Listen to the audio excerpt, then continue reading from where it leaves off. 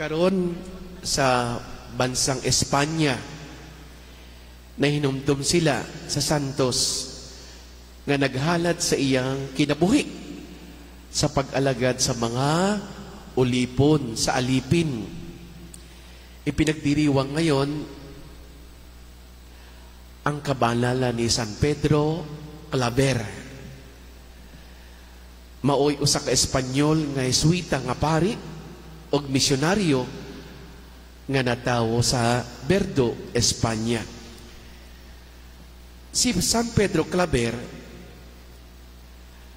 ay isang banal na tao, matalino, masipag.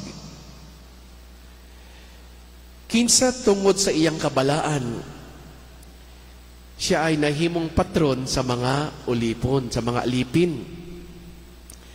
At ayon sa kasaysayan, sa istorya, siya ay nakapagbinyag sa Espanya mahigit 300,000 na naging Kristiyano sa panahon niya.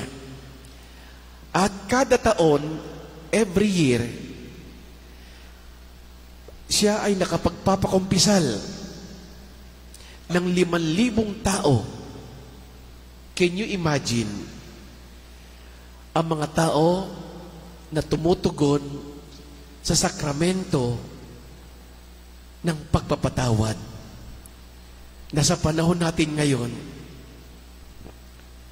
kakaunti ang tumutugon. Siguro, sinasabi natin, wala naman akong kasalanan. Bakit ako mangungumpisal? Hindi natin alam na yung pagsabi mo na wala kang kasalanan ay isa ng kasalanan. Si San Pedro Claver, patron usab siya sa mga seafarer. Naging patron din siya sa mga seaman.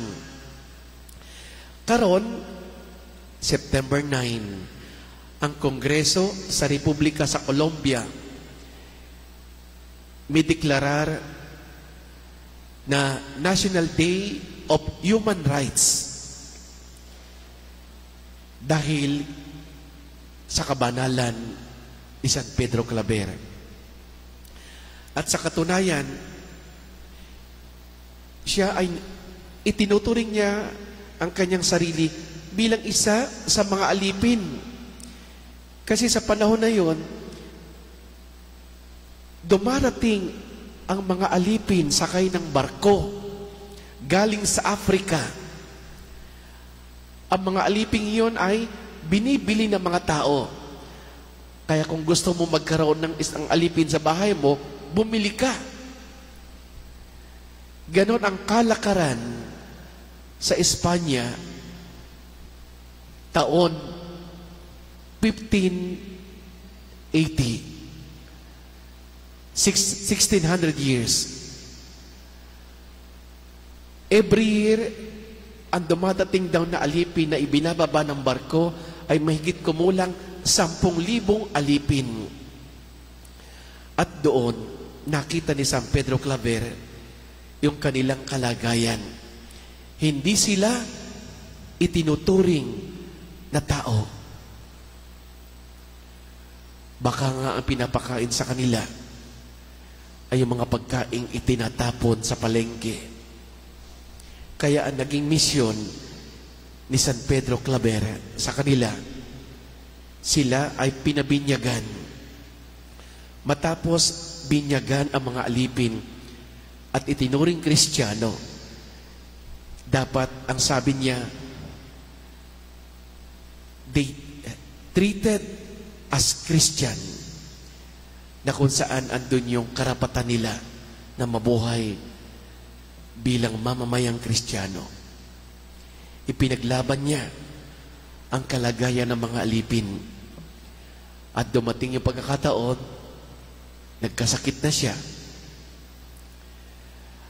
Nakaawa-awa ang kanyang kalagayan.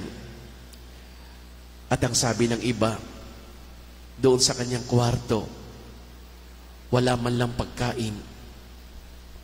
itinuring din siyang alipin. At yun ay gusto niya. Kagustuhan ni San Pedro Claver na ituring siya bilang isang alipin. At may isang pangyayari, ayon sa kwento, yung kanyang kapa, may kapa man ang mga tao noon dahil malamig. Yung kanyang kapa, ang bawat magsuot daw na isang taong may sakit ay gumagaling. Kaya, nung namatay siya, lahat ng bagay doon sa kwarto na makita, kinukuha ng mga tao. Hanggang wala nang matira, kwarto na lang. Kasi, ayon sa kanila, yung mga bagay na nasa loob ng kwarto ay itinuturing na relics. Mananahimik tayo sandali. Nawa, ipaglaban natin ang karapatan ng mga mahihirap. Ang ating pananampalataya ay hindi lamang sa ating sarili. Kailangan ng ating pananampalataya ay ibinabahagi dahil gusto mong maging maayos ang kalagayan ng iyong kapwa.